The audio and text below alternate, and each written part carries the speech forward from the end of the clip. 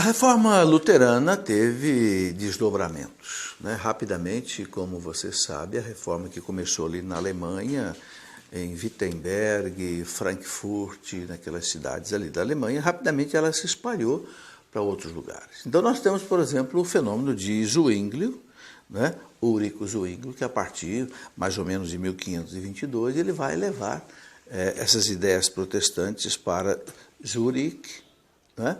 E vai implantar ali um núcleo protestante fora, né, da Alemanha, na Áustria. E depois ele acabou morrendo em 1531, já em um conflito armado contra os católicos. Então, rapidamente começou a haver conflitos armados, né? E nós vamos ter aí no século XVI as chamadas grandes guerras religiosas entre as forças protestantes e as forças católicas. Infelizmente, houve muito derramamento de sangue, porque naquele tempo não havia esse entendimento que há hoje do ecumenismo, do diálogo ecumênico, de se conversar, né? Como o catolicismo sempre foi hegemônico na região, quando surgiu o protestantismo, né? E também o protestantismo era radical nas suas posições, era a mentalidade do século XVI. E como na época do século XVI não se tinha um desenvolvimento diplomático como hoje, as questões não eram tanto resolvidas assim em convenções, como temos hoje na ONU, não. As coisas eram resolvidas normalmente no campo de batalha, né? Então, Zwinglio, por exemplo, morreu aí na Batalha de Kappel contra os católicos.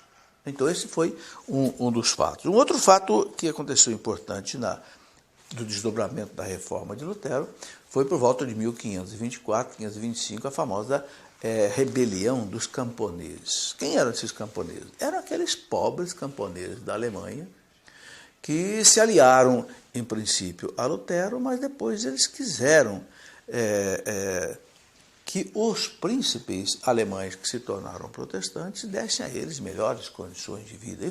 E formou uma verdadeira revolta dos camponeses, né, contra esses príncipes que se tornaram protestantes. E Lutero acabou apoiando os príncipes, né, e houve um massacre dos camponeses. Inclusive, um personagem importante que apareceu aí nesse episódio, Thomas Munzer, que era anabatista, que defendia um segundo batismo, né, e que Lutero não concordava, inclusive, com as suas posições, ele foi, inclusive, morto, né?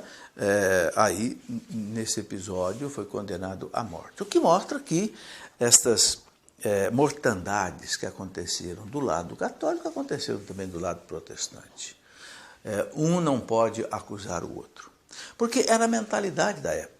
A mentalidade da época não tinha essa aceitação. Não, eu sou católico, você é protestante, tudo bem, vamos nos aceitar mutuamente. Não, era uma disputa muito grande que acabava, inclusive, levando até a força das armas. Bom, em 1530 houve uma reunião importante que acabou se chamando de Confissão de Augsburgo, por parte dos protestantes, né? Onde ali, assim como se fosse um concílio protestante, onde então, pela primeira vez, eles estabeleceram a doutrina protestante. Havia podemos dizer assim, um teólogo de Lutero chamado Felipe Melanchthon, que foi como mentor assim, da teologia protestante, e nesta Convenção de Augsburgo, chamada Confissão de Augsburgo, eles colocaram então no papel o que era a doutrina protestante, né?